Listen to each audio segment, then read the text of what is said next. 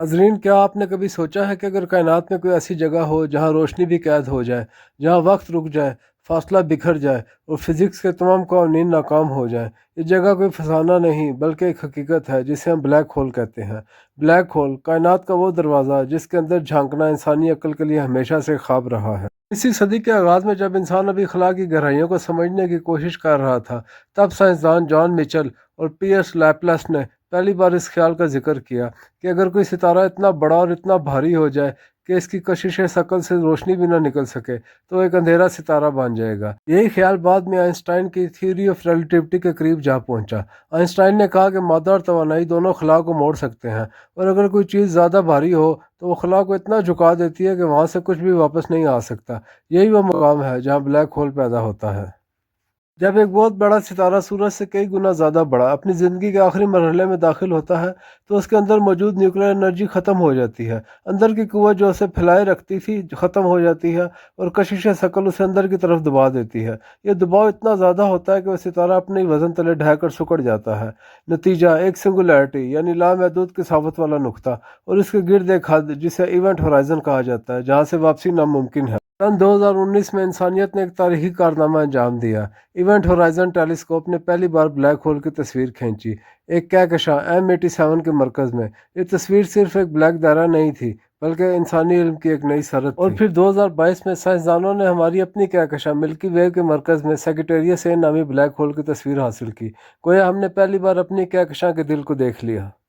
आप सोच रहे होंगे, आखिर एक ऐसी चीज़ जो सब कुछ निगल लेती है वो इंसानों के लिए क्यों अहम है? असल में ब्लैक होल्स कायनात के वक्त और खला की गहराइयों को समझने की कुंजी है।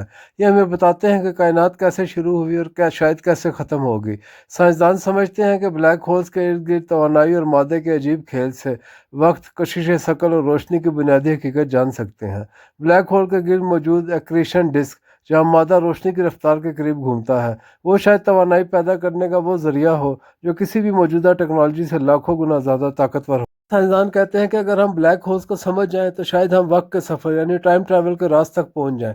ब्लैक होल के करीब वक्त सुस्त पड़ जाता है, यानी अगर कोई शख्स वहां जाकर वापस आए तो ज़मीन पर उसका मुकाबले में ज़्यादा वक्त गुजर चुका होगा। यह आइंस्टाइन के नज़रिए की एक ज़िंदा मिसाल है, और कुछ नज़रियात के मुताबिक ब्लैक होल के अंदर मौजूद सिंगुलैरिटी शायद किसी और कायनात का दरवाज़ा हो, एक वार्म होल जो हमें किसी और जहान में ले जा सकता है।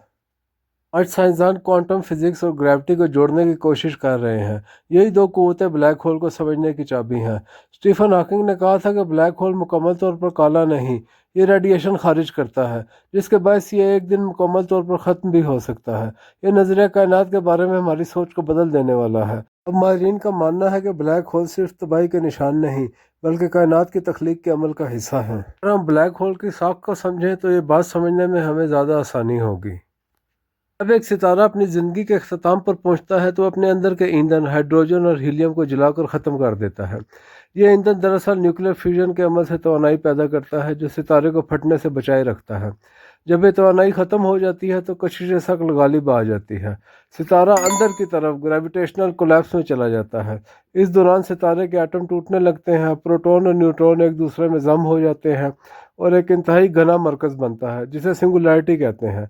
ये एक ऐसा नुक्ता है जहाँ कसाफत लामहदूद हो जाती है और स्पेस टाइम मुकम्मल तौर पर मुड़ जाता है। सिंगुलैरिटी के इर्द गिर्द एक दायरा बनता है, इवेंट होराइजन, जो ब्लैक होल की हद है।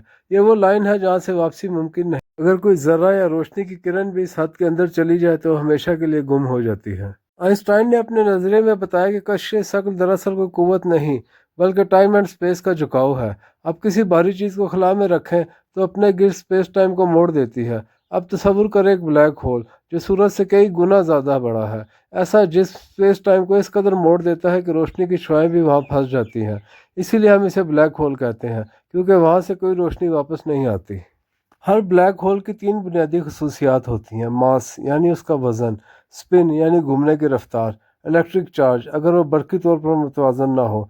इन खसूसियात की बुनियाद पर साइंसदान ब्लैक होल्स को तीन इकसाम में तकसीम करते हैं: स्टेलर ब्लैक होल्स जो सितारों के ख़त्म होने से बनते हैं, सुपर मैसिव ब्लैक होल्स जो कि कक्षाओं के मरकज़ में पाए जाते हैं, और मिड साइज़ या माइक्रो ब्लैक होल्स जिनका वजूद अभी तहकीक का हिस्सा है।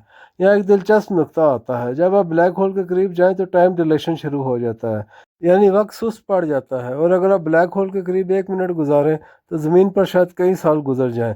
یہی وہ منظر ہے جسے فلم انٹرسٹیلر میں دکھایا گیا تھا، اور یہ حقیقت پر مبنی ہے۔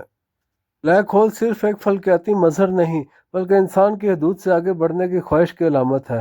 یہ ہمیں دکھاتا ہے کہ ابھی بہت کچھ ہے جو ہم نہیں جانتے، وقت کی حقیقت، توانائی کی نوعیت، اور شاید خود وجود کی معنویت۔